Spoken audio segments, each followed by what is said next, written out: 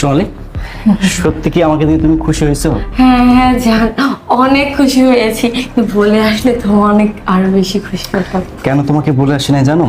তাহলে শোনো, আমাদের পাশের ফ্ল্যাটের আলামিন ভাই আছে না, ওই নিজাম ভাই আছে, 4 তলার, ওরা আমাকে ফোন দিছে, একাধিকবার ফোন দিছে, দিয়ে আমাকে বলতেছে, ভাই আপনার স্ত্রী আপনি প্রবাসে যাওয়ার পর থেকে অন্য একটা ছেলের সাথে পরকিয়া করতেছে, দিনের পর দিন আপনাকে ঠকাইতেছে। আমি কিন্তু বাবা বিশ্বাস করিনি। জান, তুমি বিশ্বাস করবে বা কেন?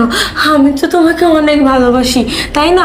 আর একটা সম্পর্কের মধ্যে যদি বিশ্বাসই না থাকে তাহলে কি আর সেই সম্পর্ক টিকবে বলো? টিকবে না।